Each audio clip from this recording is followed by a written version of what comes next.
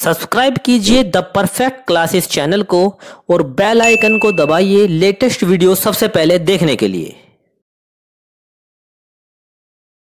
Hello student, the perfect classes में आप सभी का स्वागत है। शिक्षा निदेशालय राष्ट्रीय राजधानी क्षेत्र दिल्ली की वर्कशीट नंबर 1 डिस्कस कर रहे हैं बच्चों। 11 सितंबर 2020 की वर्कशीट है, क्लास 7 के बच्चों की वर्कशीट है। विद्यार्थी का नाम लिख लेना, कक्षा अध्यापक का नाम लिख लेना। थीम है पर्यावरण।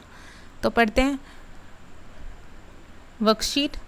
लंबी छुट्टियों के बाद जब रवि स्कूल जा रहा था, मतलब गर्मियों की छुट्टियों के बाद जब बहुत लंबी छुट्टियां हो जाती हैं, उसके बाद जब रवि एक दिन स्कूल जा रहा था, तब उसने देखा कि उसके स्कूल के निकट के खेल के मैदान में खुदाई हो गई थी। मतलब जहां वो स्कूल के बराबर में देखता था कि बच्चे खेला करते थे, उस खेल के मैदान की खुदाई हो चुकी थी, उसे खोदा जा रहा था।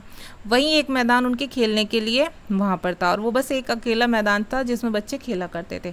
लोगों ने बताया वहाँ अनेक घरों वाली एक बड़ी इमारत बनेगी। मतलब वहाँ एक इमारत बनेगी जहाँ पर फ्लैट्स बनेंगे बहुत सारे। जब रवि को समझ में आया कि मुलायम घास, गेंदे के फूल एवं तितलियों वाला विशाल मैदान अब हमेशा के लिए नष्ट हो चुका है, तो उसकी आंखों से आंसू छलकने लगे, क्योंकि उसे लगा कि अब ये सब चीज़ें उसे देखने के लिए नहीं मिलेंगी। ना घास मिलेगी, ना गेंदे के फूल मिलेंगे, ना फूल, ना ही तितलियाँ मिलेंगी। ठीक है, तो उसे आंसू आ गए, उसे रोना आ गया इस बात पर। उसने ये बात अपने सहपाठियों को बताई, अपने दोस्तों को बताई, अपने क्लासमेट्स को आकर। सुबह की सभा में प्रधानाचार्य ने भी बड़ी उदासी से कहा, देखो कैसे हमारा पर्यावरण बदल रहा है। कक्षा में पहुंचकर रवि ने अपने शिक्षक से पूछा, पर्यावरण क्या है? तो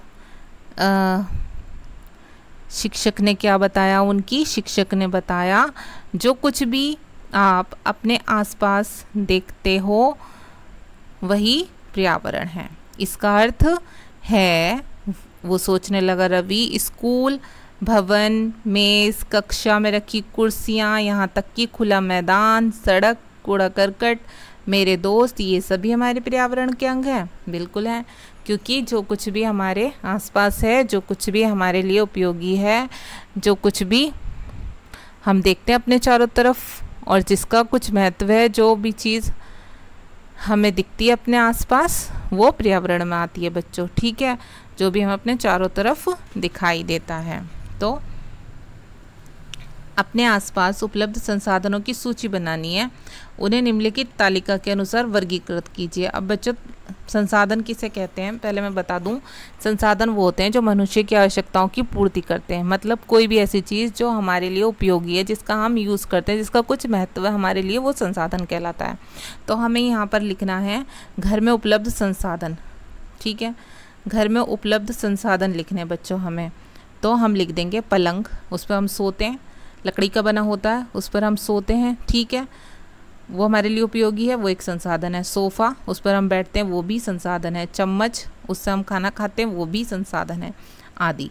पड़ोस में उपलब्ध संसाधन लिखने हमें, हम लिख देंगे सड़क, क्योंकि हमारे सामने सड़क होती है घर के। कूड़ेदान, जिसमें हम कूड़ा फेंकते हैं, वो भी हमारे लिए उपयोगी है। कार, उसमें बैठकर हम सवारी करते हैं, जो हमारे सामने खड़ी रहती है, हमारे अड़ोस पड़ोस में भी होती हैं कार लोगों के पास, तो वो भी एक संसाधन है। विद्यालय में उपलब्ध संसाधन लिखने हैं। विद्यालय में हम कुर्सी देखते हैं, मेज़ देखते हैं, डेस्क देखते हैं, ये सभी चीज़ें काम में आती हैं, क्योंकि कुर्सी पर हमारे टीचर बैठते हैं, मेज़ पर वो रखकर अपनी कॉपी चेक करते हैं, डेस्क वगैरह पर हम लोग बैठते हैं। तो ये सभी बच्चों हमारे लिए उपयोगी हैं, ये सभी संसाधन हैं। अब आगे देख लेंगे। इसमें बता रखा है जीवीय और अजीवीय में डिफरेंस क्या होता है। सभी सजीव प्राणियों का संसार, जैसे पौधे और जंतु, क्या कहलाते हैं? जैव कहलाते हैं, जीवीय। और अजीवीय कौन से कहलाते हैं? निर्जीव पदार्थों का संसार, जैसे स्थल, मतलब जिनमें जान नहीं होती। जिनमें जान होती है वो सजीव, जिनमें जान नहीं होती वो क्या होते हैं? निर्जीव, वो कहलाते हैं अजीवीय। जिनमें जान होती है वो कहलाते हैं जीवीय। अब यहाँ क्या है, नीचे दी गई वर्ग पहली में कुछ संसाधनों के नाम दिए गए हैं, उनकी पहचान करके नीचे दी गई तालिका में जैव अजैव में लिखिए। तो बच्चों, पहले हमने ये निशान लगा लिए, ये पेड़ हो गया, ये कार, ये रेगिस्तान, ये नदी, ये यहाँ से यहाँ तक जंगल, पुरुष, और ये फल। ठीक है, यही है इतने इसमें।